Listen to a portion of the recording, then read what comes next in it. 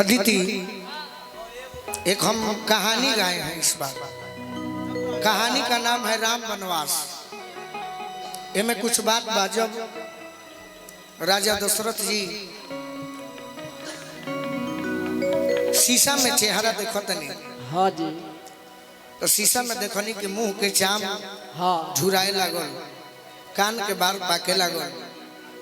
तो राजा दशरथ जी सोचतनी का कि काहे ना अपना जियते जी बड़का बेटा राम के अयोध्या के राजा बना दी। ओह गुरु वशिष्ठ जी से पूछा तनी कि है गुरु जी तनी रौरा पतरा देखी कि जितना जल्दी हो सके हमार राम कब राजा बन सकते रहे। हाँ जी।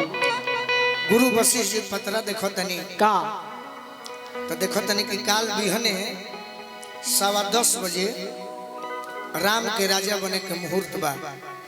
राजा दशरथ कहले कि ऐसे बढ़िया तो खुशी के बात होखबे ना करी ना। कि काल बिहने 10:15 बजे राम हमारा राजा हो जी हैं। हाँ तो जियते जो उनके के राजा बनत देख ले। वाह। राजा दशरथ जी कहनी कि देश विदेश में हलचल मचवा दी, हाँ अखबार में छपवा दी हाँ जी। कि काल बिहने 10:15 बजे राम राजा। होई है।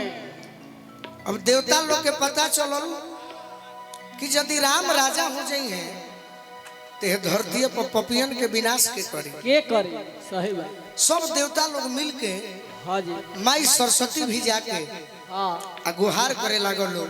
हाँ। का कहता लोग का कहता ना कि hey my Ambe, hey my Ambe, हे जगदम्बे, हे जगदम्बे, अरे सुन लो मेरी पुकार।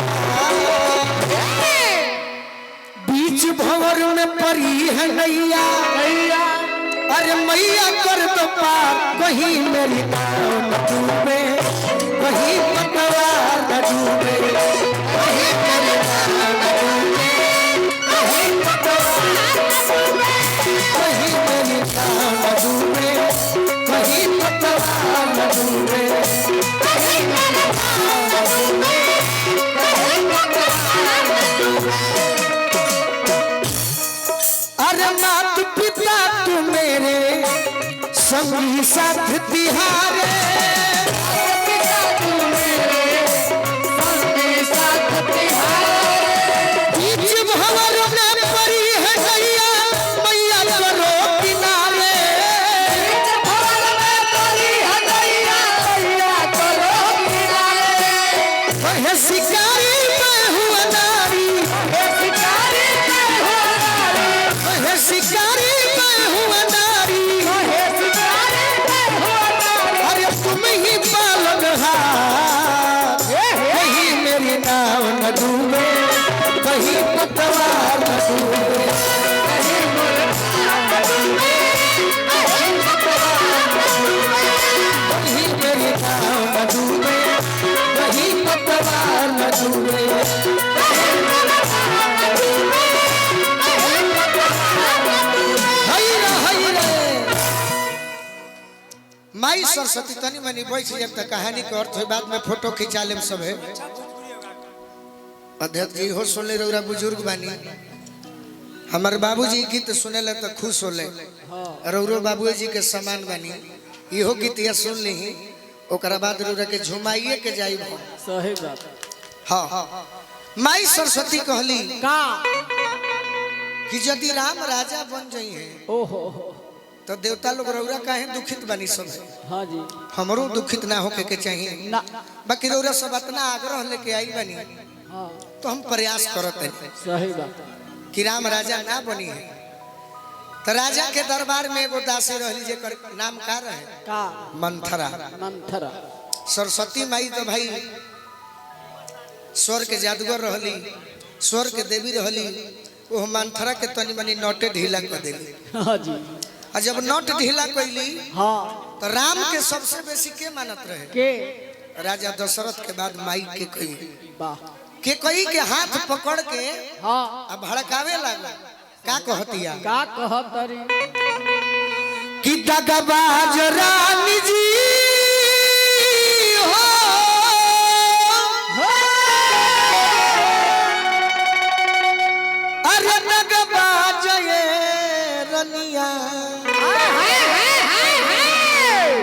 कि तोहरो अरे राजा जी हो गईले रनिया राजा जी हो गईले तोहरो राजा जी हो गईले रनिया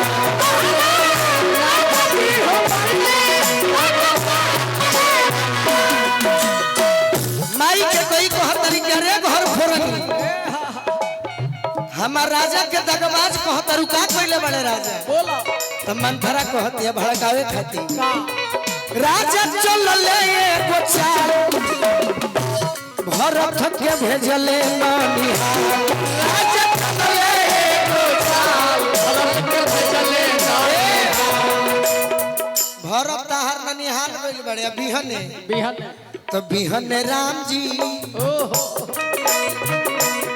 बिहने हो जई है अरे युवराज ये रनिया कि तोहरो राजा जी हो गई राजा जी हो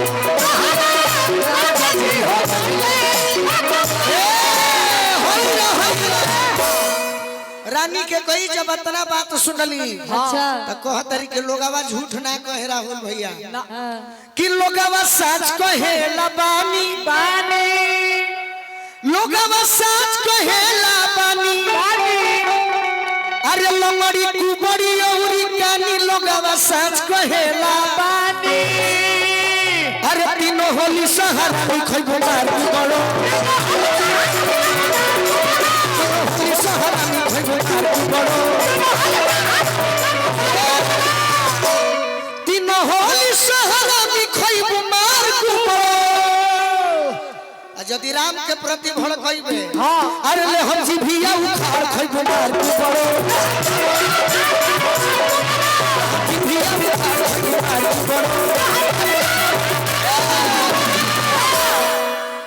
मंथरा से फिर भी पूछा तरी है ने आवो का अच्छा काहे हमरा के भड़कावत तारू बोला मंथरा कहते कि देखो रानी यदि राम राजा हो जाई है हो जाई तो तहार दसाऊ हो जाई कवन दूध के माछी बन जाई जैसे दूध में माछी पड़ जाला हाँ जी तो दूध के लोग बिक देला हाँ उहे रानी एक दिन तहार दशा होई हो जाई माई के कई पूछली का कि बताओ हम का करी बोला मंथरा कहते कि देवासुर संग्राम के रामायण पढ़बू त तारा बुझाई हाँ देवासुर संग्राम के बेरी राजा दशरथ तारे के दूगो वचन देले रहले हां कवन आज उस समय आ गइल बा कि तू वचन के मांग सकतारू के कोई पूछा तरी कि का करे के चाहिए मंथरा कहते कि बार बिखरा लो उजर साड़ी पहनलो हो फाटल पहनी हो राजा दशरथ तारे के इतना प्यार करेले कि खोजत खोजत तारे के कोप भवन में ढूक के मनावे खातिर कोप भवन बुझेलू